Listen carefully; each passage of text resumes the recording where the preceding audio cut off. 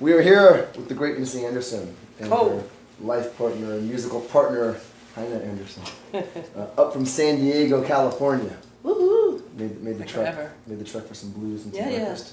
And for some brunch. It was awesome. Thank you. Thank you for having Good us. stuff. Yeah. Thank you for having us. And thank you guys for singing on Boogie.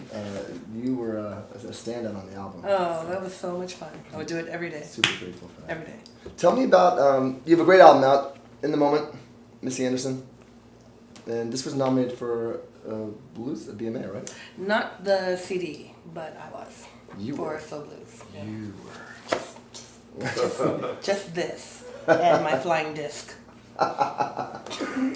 So tell me about the San Diego blues things. I don't really like when I think of San Diego. I don't really think much about like Blues in the same way I think about San Francisco maybe or Yeah. other California cities. I don't think it may not be known for blues, but they certainly have a healthy culture, community of blues players.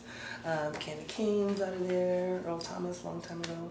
Paladins, which is more Paladins, like yeah. rootsy. Oh, yeah. But but they're out of San Diego. Nathan Cool. James, also. Yeah. James Harmon. It's based James Harmon's from there? He's based now, in San Diego. Wow. Yeah. Cool. Yeah. There's some folks. Yeah. There's some folks. We try and sit at the big people table. So you're from Detroit originally. Originally, I was born in Detroit, but I'm really a New Yorker, so I grew up in New York. And then migrated to San Diego because they got one weather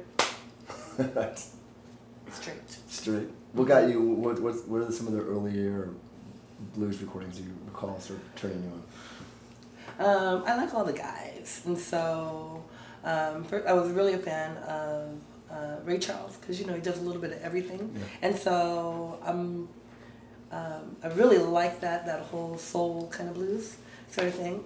But I like Little Milton. Of course, I like all the crooners.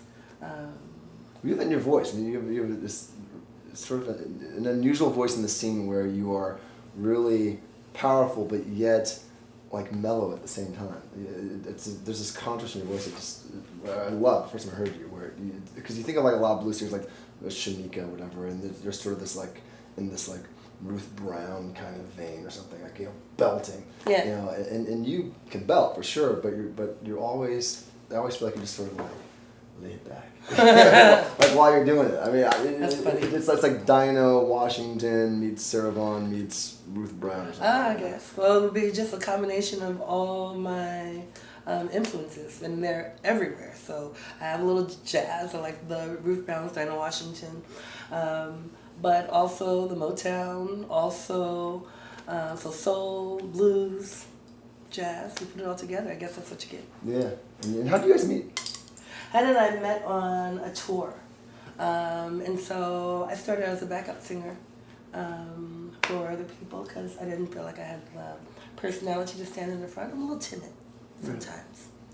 And yes, and so we got this, I played with this guy in Northern California, one of his 4 backup singers, and he would travel to Europe a couple of times a year to film book for him, and Heine was in the band that he picked up.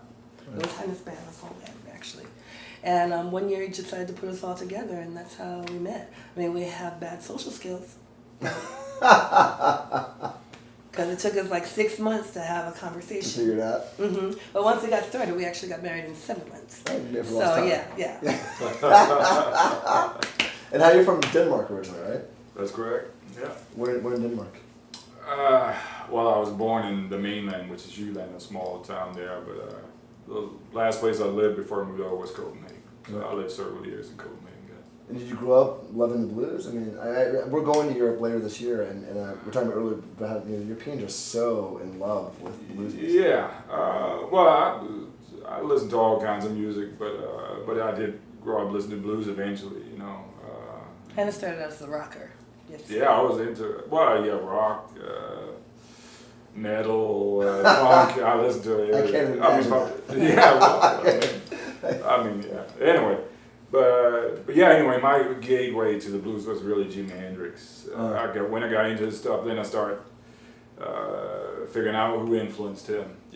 All the great blues players, and I was just fortunate enough there was a great library in the town where I lived at the time, and they had all the records. I could just go explore for free, and they even had all the way back to the Delta music, even to some of the Library of Congress, some of those records, you know, with the field hall. It was great.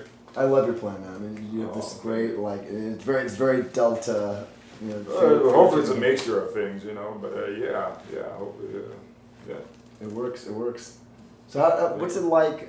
I mean, so you work together, you live together, you write together, and that's not common in the music scene. And so how do you? What's your secret? How do you make it work? Or don't you? I'm just kidding. I'm teasing. But it's trial and error, because it is. You know, we do everything almost together. Like and anytime we're together, we have to be careful that it doesn't just automatically turn into work. Because, you know what I mean? Even if we're doing something like fun or whatever, if we just say the wrong word, next thing you know, we're working. Right. And so we have to work on that, or trying to find some separation between the two. But it's really great. We have different skill sets. Bad social skills, though, but... Well, you came out to the kitchen. I'm I actually, appreciate I got, that. You guys got out of the house my today. social skills got better. I'm just kidding. Yeah. You guys are always a pleasure to be We're with. cheap. Can we, I'd love to sit in with you guys on one of your tunes. I would love that. Can you do that? Yes. Which one do you want to do? Stand up and dance. Yes. Alright, so Missy Andersen, Heine Andersen, in the kitchen. Thank you guys for coming in.